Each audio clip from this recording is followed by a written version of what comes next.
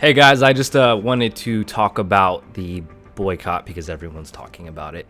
But anyways, I'm not going to go over it or anything like that.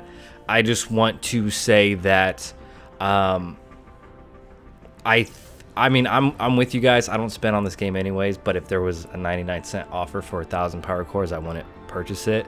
I just think that with this boycott, if these top alliances can keep each other accountable, it will have a positive outcome. I actually finished Casino's video today, and he said that he has his contact or whatever, and that they have been working on this stuff before this even came out. But basically, I'm not going to go over all of it or anything. It's all stuff that everyone has gripes with for the most part. But basically, again, if these top alliances can keep each other accountable, then that I think it'll work.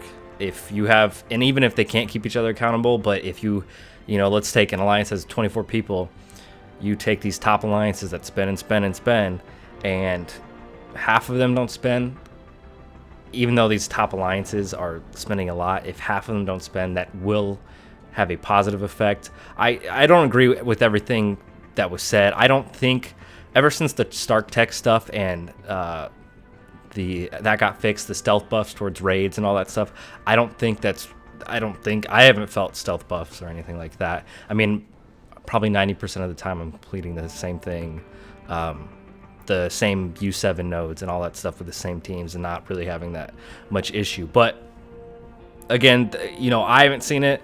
I know that there was that Stark Tech bug, but I don't think they would do that, especially with how big our community is and how likely we are to call it out. But I do agree with most of it, like the orange gear. There does need to be more orange gear. Red stars need to be fixed, all that stuff. We do need new content, but again, it's the beginning of the year, so like the time between, there was the holiday break and all that stuff. I was just letting it pass, and I wasn't really too worried. But again, if these top alliances are going to do it, I guess, I'm in for it too. I just hope that they can keep each other accountable. Like if they're going to, I think Fox next, if this really does affect, they're going to test the waters. They're going to try and do $5 offers for like Minerva shards and stuff. I mean, they just want to see if this is for real, or if this is just people being loud about it. So again, I think, again, they hold each other accountable, it'll work. But I don't know if I think that they will. I guess we'll see with Cyclops being released and stuff. So who knows? I did want to say that I did appreciate the Quake Blitz, and that was something new before this came out, where in the Quake Blitz it was 4-hour cooldown as opposed to 2 hours. Now I don't have to set an alarm for 2 hours when I'm during the day and have my girlfriend make fun of me for doing it. So that's good. At least I can do it every 4 hours. But I'm going to move on, and I just want to talk about the character cadence, because they talked about in this Marvel Strike Force early 2020 update that there's the character cadence. And I actually want to show something that I built right when Marvel Strike Force became a global launch, and this is really nerdy, but basically I wanted to build this to see, is this game, at least the character coming out and all that stuff, is it free to play? Am I able to stay on top of at least farming these characters or getting these characters? And for the most part, you see these projected dates up here, and these completion dates. These completion dates are tied to this stuff right here, and this stuff is all based on, like, Shocker I'm farming, right?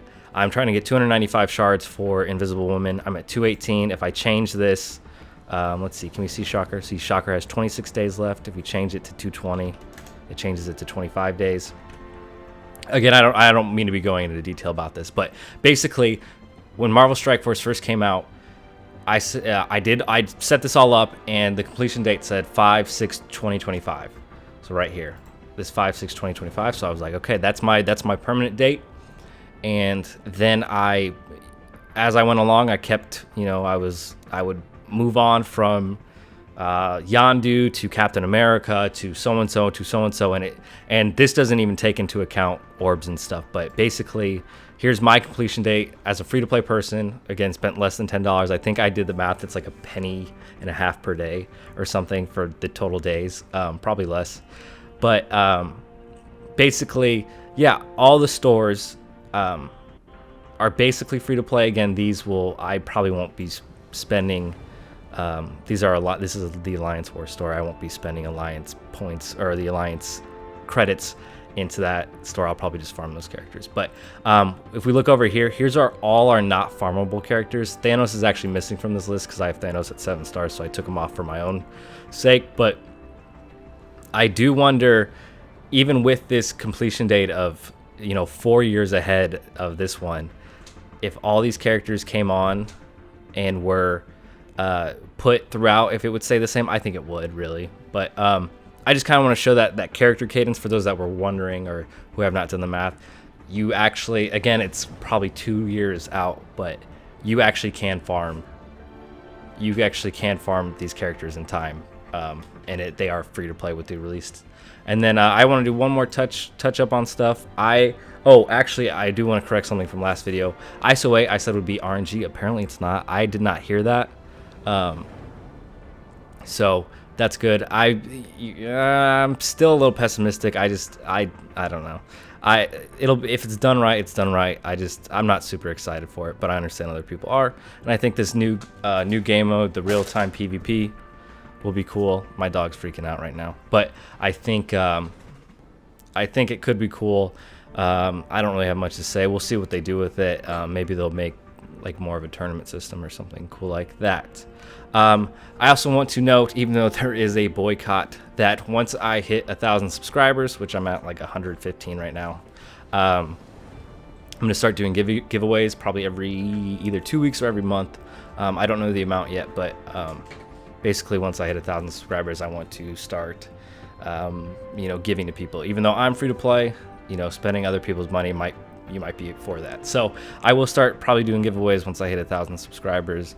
Again, I don't know the amount yet, but also if you're in my alliance, I know a lot of my alliance mates watch this video. I'm gonna only let you guys win once, just because I don't want people saying that I'm only giving it to my alliance. So anyways, that's it for this weekly-ish thoughts or whatever. Upcoming videos, I guess, that I have on this channel. Me and my girlfriend did a meme review or whatever, where we found we found memes for the week and we just try to make each other laugh the best we could. That should be coming out soon. And then I know tonight we're recording us doing like a challenging thing in a video game, and we're going to drink every time we fail.